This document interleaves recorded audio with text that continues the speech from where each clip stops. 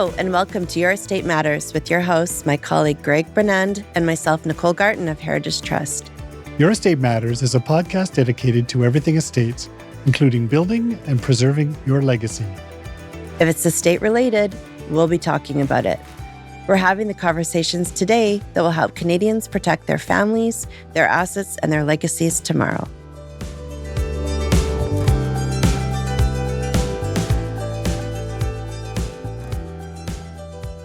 Louise, can you start by sharing a bit about your background and how you got into healthcare philanthropy? Well, I was fortunate that I was able to use my political science degree from UVic while I was working on the Hill in Ottawa for the Minister of Health for a couple of years. And then when I came back to Vancouver, a job at a communications agency, one of my first clients was the Muscular Dystrophy Association of Canada. And after a couple of years of agency work, I went to the UK. I worked at Penguin Books, but I also worked at the Royal Hospital for Neurodisability in London, which I helped rebrand from the Victorian era name of the Royal Hospital for Incurables. And after 8 years in London, I moved back to Vancouver with a husband and a baby. And after starting a local neighborhood newspaper and dabbling in some retail communications while my kids were young, a friend who volunteered with the LGH Foundation Golf Committee suggested I speak to them because they had a job that was perfect for me. And it's turned out to be absolutely perfect because this job truly feeds my soul. It combines my need for my work to have a positive impact on people and brings together all of my skills and experience in communications. I can't tell you enough that I actually love my job. It doesn't feel like work. I get to spread the word about something I'm passionate about, which is local healthcare here. Amazing. Okay, for our listeners who may not be familiar, can you give us an overview of the Lionsgate Hospital Foundation and its mission and role it plays and who it serves? Sure. So LGH Foundation advances the quality and accessibility of healthcare on the North Shore through community-driven support for state-of-the-art medical solutions. And this essentially means we enhance and save lives by improving patient outcomes through community donations. Also, by funding the latest medical equipment and facilities, we can help attract and retain the best physicians and staff to give the best possible care. Everyone wants to work somewhere that's shiny and new and using the latest tech, and we know that there are staffing shortages in healthcare at the moment. LGH itself, as I mentioned, is on the North Shore, but it's not just for people who live in North and West Vancouver. We serve people all along the Sea to Sky corridor, so Squamish all the way up to Pemberton and the Sunshine Coast, Sechelt, Gibsons, up to Powell River, plus Bella Bella and Bella Coola. So what makes Lionsgate Hospital unique within the larger healthcare system in BC? Well, because we cover such a large region, we're unique in that we actually have patients from both rural and urban areas. So that makes us a unique hospital here. We're actually the fourth biggest hospital in the Lower Mainland, and we're one of only 5 neurosurgical centers in BC. We have a regional advanced stroke center, a neonatal intensive care unit, a level 3 trauma center in our emergency department, and as well a community oncology clinic.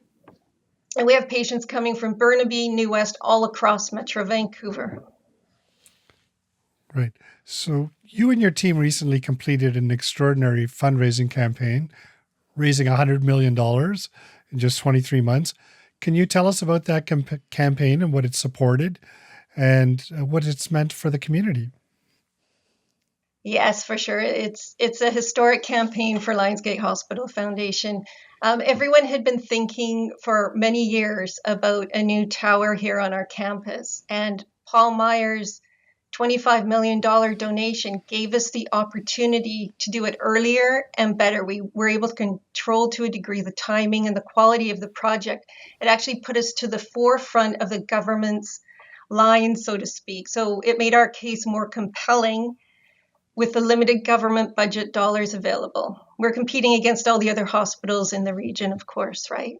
So Paul's exceptional gift inspired others to give as well. So we actually celebrated the opening of the new Paul Myers Tower on March 1st, and we had close to 600 donors in attendance.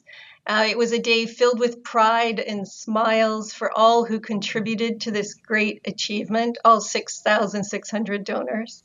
And as with all events, of course, us, the organizers, had our heads in the event details in the lead up to the actual opening day. And then when people showed up, they said, wow, this is an amazing facility. And you know what? They were right. And it took that moment for us to realize how actually amazing it truly is. So what were some of the challenges of pulling off such an ambitious campaign, and what do you think made it so successful? I think one of the biggest challenges was just, Nicole, the sheer number of $100 million, a bigger campaign than we've ever done before in the history of the foundation. Knowing it was one donation at a time that was going to get us there was daunting to begin with. Another challenge was maintaining the momentum of the campaign, always finding new things to talk about, and actually convincing people that this big project would happen, that we really could raise the money and make it happen. So in terms of what made it a success, we had plenty of naming opportunities, and in terms of room naming, so we named ORs, we named patient rooms, we named the building after Paul.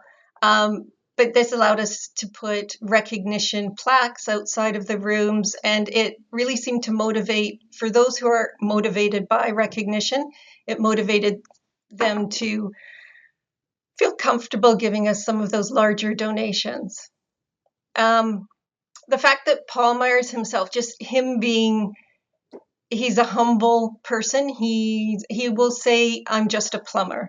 So I think maybe some people paid more attention to the campaign in a way that they might not have otherwise because of him. I remember being with him doing some media when we were first launching the campaign, and CBC was interviewing him, and he literally said on camera, I'm just a plumber. So I think that endeared people to the campaign. We also had a very supportive board and a very key campaign committee of volunteers. They all helped us immensely. They had connections, and the networking helped for sure. They opened some doors that we probably wouldn't otherwise have had access to. So in the Paul Myers that opened in March, the acute care tower, could you describe how it's improving patient care on the North Shore? Absolutely. So this new tower is quiet and it's spacious, and it's so unlike the, we call it the South Tower, not the old tower, the existing tower that was built in the 1960s. Every single aspect of the 3 inpatient floors is conducive to patient recovery. We're not talking about 4 beds in a room. It's single patient rooms only, each with their own washroom.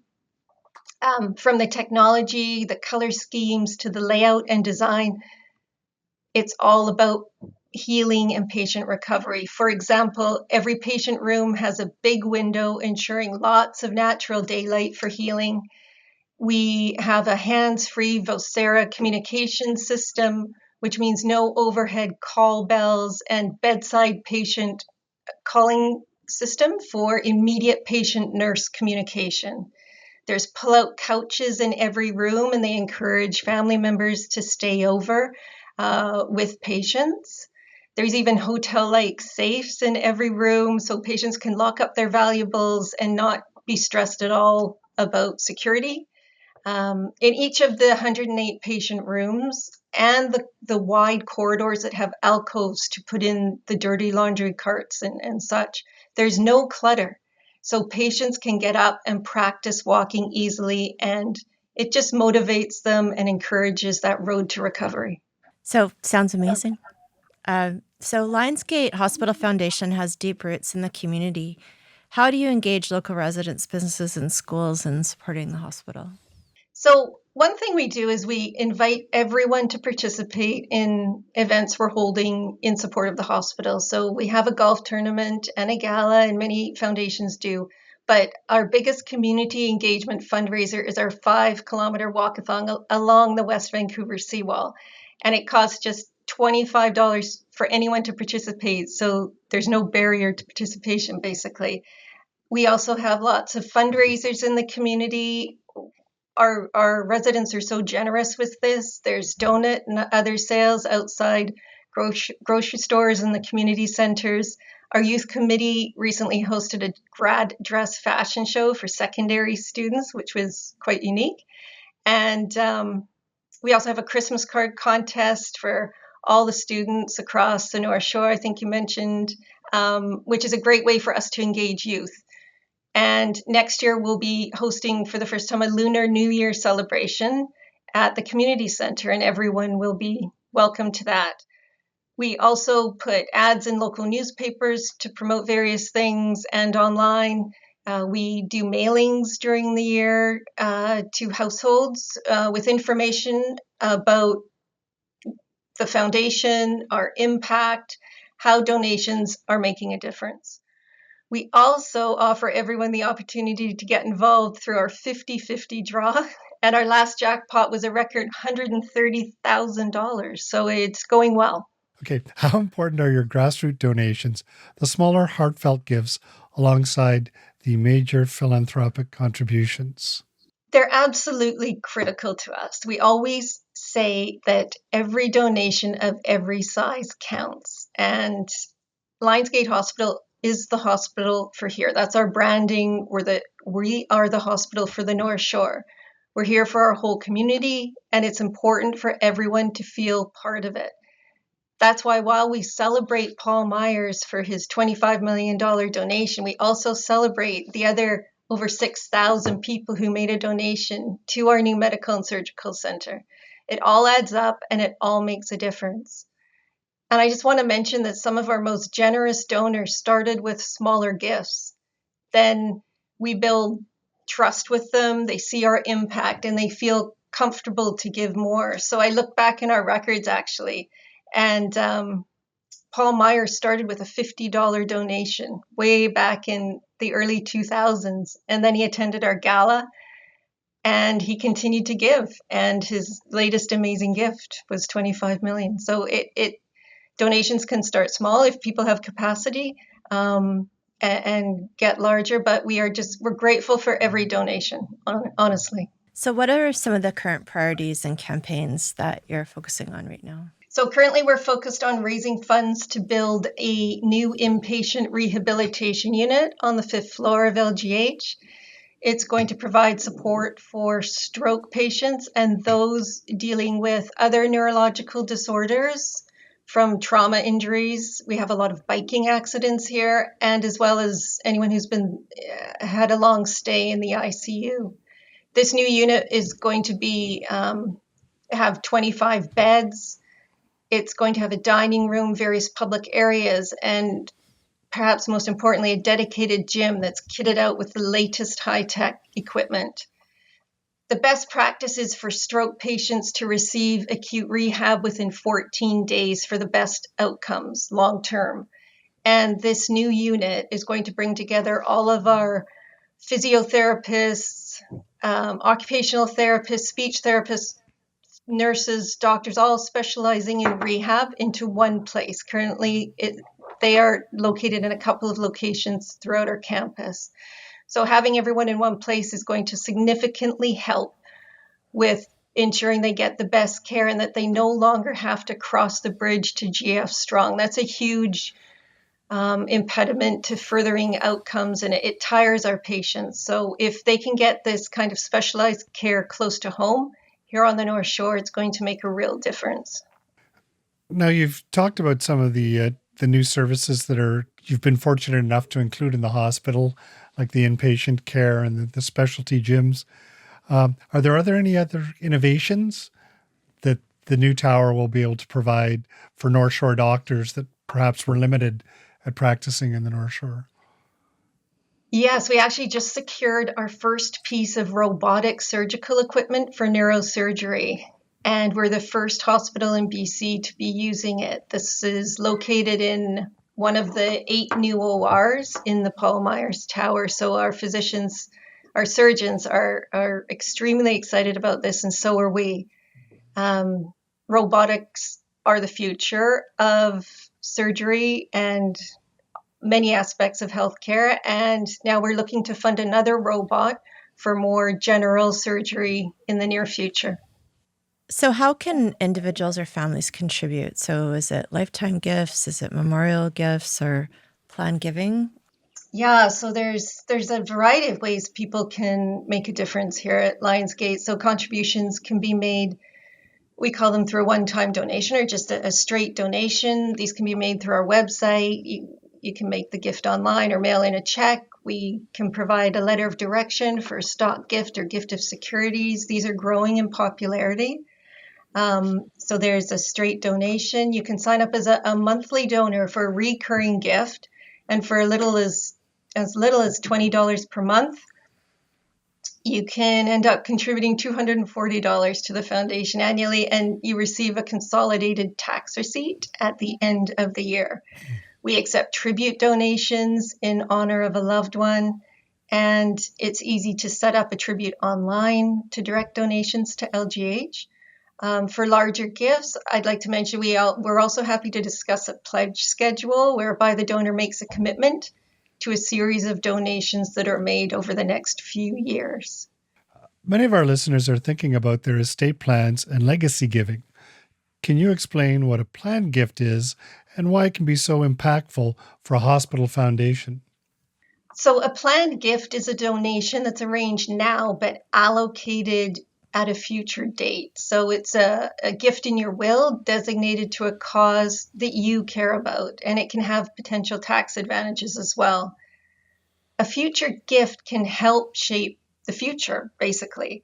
For example, a gift in your will to LGH can help shape the future of healthcare on the North Shore and ensure that the continuation of funding for critical medical equipment and facilities will continue to be available for future generations to come. Mm-hmm. So, what kind of legacy gifts might make a big difference for the foundation's long-term goals? So what's important to us is that we gain an understanding of the donor's interest and intentions, essentially what's near and dear to their heart. We would be honored to know about anyone intending to make a gift in their will to Lionsgate Hospital. In reality, we only know about 1 in 4 bequests that are made to us. And once we know about it, we can speak to the donor about potential designation to a specific area of care to ensure we fulfill their wishes when the time comes. If there's no specific intentions associated with the gift in a will, the gift will be used where it's needed the most to support the most pressing healthcare priorities in our community at that time. And we generally call that our area of greatest need. So in answer to your question, I'd suggest that an unrestricted gift in a will can most closely align with the foundation's long-term goals, because it would be used in accordance with the foundation's priorities at that time. Now, you're working with donors to ensure their gifts reflect their values and wishes. That is more in their lifetime, because of course you can't approach the general gift. And there's two really types of gifts we're speaking about when it comes from wills: the specific amount, dollar amount, and then sometimes you're the residual beneficiary, which could be the whole estate, could be 50%, 30%. And do they often consult you about the programs that they want to contribute to at that time, or specific things? Because often a family member suffered, some medical issue, and it's to cancer or to heart or to specific asthma, something like that. Yeah, absolutely, Greg. Yeah. So it's all about communication for us in terms of fulfilling wishes and ensuring gifts reflect values. So we appreciate knowing about a gift someone is making in their will. So first and foremost, we can thank them. And like you say, we can learn about a potential designation so we can make it happen. The other thing is we like to understand their wishes around recognition. Some people are motivated by it, as I mentioned before, and some people are not at all. And to your point about designation in areas of interest, one of the things we always do is we talk about our future fundraising plans and the projects that are in the pipeline and how these will impact the community. So this gives our donors something to focus on, and a sense of security that their donation will be put to good use on the North Shore. I'd also just like to mention that all donors who leave a gift in their will to Lionsgate Hospital become a member of our Legacy Society, and we keep these folks updated on our progress and our plans through a special annual newsletter just for them. We also invite them to exclusive gatherings where they can connect with fellow donors. A favorite of many of them is our annual Christmas tea. And Legacy Society members are also recognized on our special Legacy donor wall if they wish.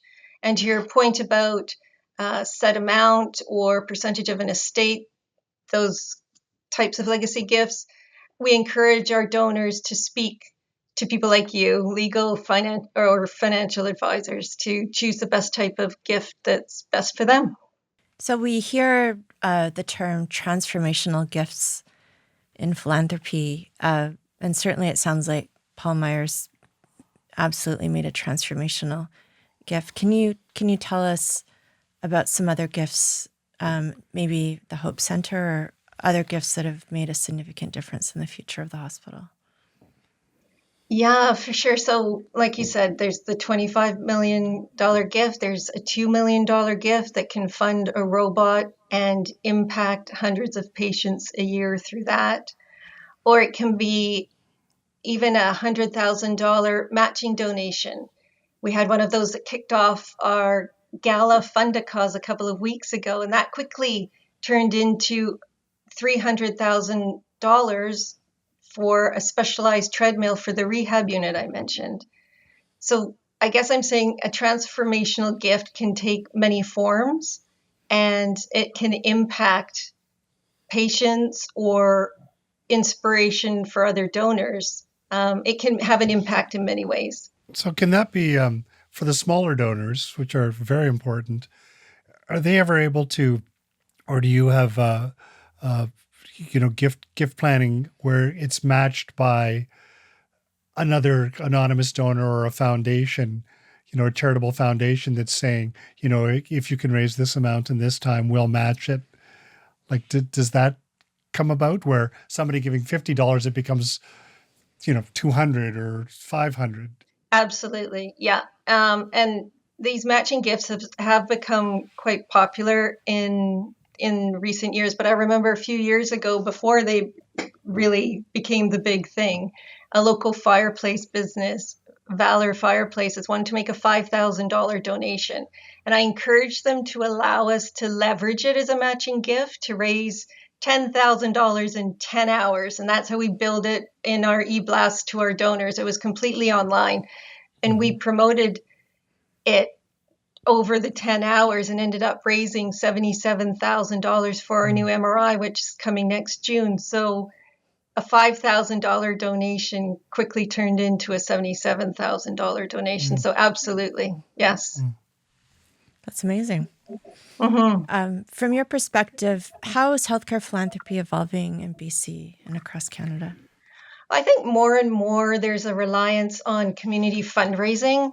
For example, through the foundation, our community raised a total of $127 million for the Paul Myers Tower building and the technology in it, which was about a third of the cost.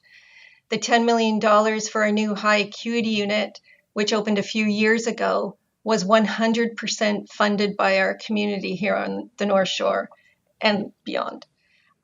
I see this reliance only growing as the demand for healthcare resources continues to increase, needing improvements, and government budgets remain limited. Beyond financial contributions, what are some ways people can get involved in supporting Lionsgate Hospital? As a nonprofit, we very much rely on volunteerism to fulfill our mission and ensure our success. We have close to 300 regular volunteers on board, from our board and standing committee members to event committees for golf and gala, and our regular office volunteers. So volunteers, we're always looking for volunteers. We also have a robust Healing Power of Art program with 1,000 works now valued at close to $3 million. And we're always accepting donations of art from artists, but also collectors, who many of whom are downsizing. So that's a couple of ways people can get involved. Okay. Are there upcoming events or volunteer opportunities or campaigns that you'd like to highlight? For sure, yes. So we have our golf tournament on August 18th at Capilano Golf and Country Club. We definitely need volunteers for that, and people are welcome to join in. We also have the Step Up Walkathon on October 5th on the West Vancouver seawall that's coming up, and we do need volunteers for that. And we really hope that everyone on the North Shore will participate and come out and step up for LGH. So what do you see as the biggest opportunities and challenges for Lionsgate Hospital in the next 5 to 10 years? So one of the biggest opportunities is in technology, I think. So the foundation has the ability to support our staff in their work so that they can work smarter and not necessarily harder, which may not be a government priority over urgently needed life-saving equipment, but we're nimble and we can act quickly to raise money required. This is good for improving patient care and the working environment for our staff. One of our biggest challenges continues to be letting people know that their hospital needs their help. When I crunch the figures, only about 5% of people on the North Shore actually donate to LGH Foundation. As I said, I was born at LGH. I grew up on the North Shore, and I've lived here as an adult. But it wasn't until I actually started working at LGH Foundation that I realized the government doesn't pay for everything within these four walls. A real challenge for us is, and just to go back, I don't think I'm the only one.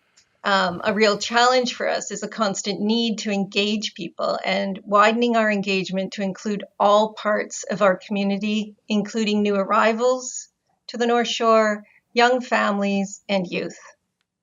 And of course, we, like all charities, are always challenged with economic uncertainty. We compete with it, which is out of our control, but it's unfortunately quite rampant right now. Yeah, and I would say the need, especially for the North Shore, the population of the sea to sky corridor has probably increased 100,000 over the last 25 years. So it's nice to see these additional surgical units. Obviously, we live on the North Shore, so in case anybody's wondering. Another interesting thing, we were at another evening, and they had mentioned AI starting to come in strongly into the perhaps surgeries or modeling. What's your experience with that in the foundation so far? Well, I think a lot of the technology that we have purchased for the Paul Myers Tower has AI in it. I mean, and I don't want to speak out of turn here because I'm not medical in any way, but we have some new automatic vital signs monitoring equipment, which must have AI in it. I can only imagine, because instead of a nurse going in every 4 hours or 6 hours or whatever the order is from the physician to take blood pressure and oxygen levels and such, this is all done automatically now. And if it dips, if blood pressure all of a sudden drops, the nurse is notified. So there's amazing technology going on. I know with radiology, there are major developments. I know with endoscopy, there's a lot of computerized AI equipment that is more accurate than the human eye to detect certain anomalies in people's anatomy, in their intestines and things. So I think it's a huge part of healthcare right now, and it's only going to grow. So for someone listening today who wants to help improve healthcare on the North Shore, how can they get started? Well, I'd suggest they think about giving to Lionsgate Hospital Foundation. We support Lionsgate Hospital, but also all of the publicly funded healthcare facilities across the North Shore. I mentioned we're raising funds for a new rehab unit, but if there's another area of healthcare close to somebody's heart, they should know that we have close to 50 different designated funds covering all the hospital's departments and programs, including hospice, mental health. You mentioned the Hope Center, Nicole, long-term care facilities across the North Shore, Berkeley Care Center, Cedarview, etc. And then once they've thought about it, going online, giving us a call, make your first donation or volunteer, or contact your legal or financial advisor about a planned legacy gift. And think about joining your friends and neighbors in making LGH the best it can be. I should also mention that 100% of donations go to LGH. The reality is our investment income covers fundraising and administrative costs. Louise, is there anything else that you'd like to share, either about the hospital, the community, or the power of giving before we wrap up?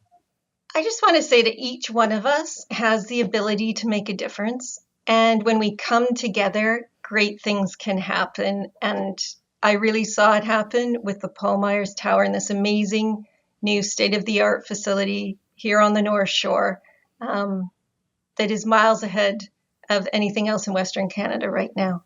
Great. Any final words of inspiration for our audience? Just that a hospital is here for all of us. And we need to cherish it. We need to nourish it so it's the best it can be, just in case we need it. And I hope we never need it, but just in case we do. Great. Well, thank you so much, Louise, for your time. Thank you, Louise. Thank you. Thank you. This podcast is for informational purposes only and should not be considered individual legal, financial, or tax advice. Make sure to consult the advisor of your choice to advise you on your own circumstances. Thank you for joining us for this episode of Your Estate Matters.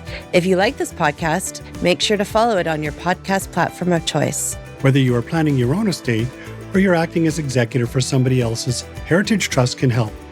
Partner with Heritage Trust to protect your family, your assets, and your legacy. If you would like more information about Heritage Trust, please visit our website at heritagetrustcompany.ca.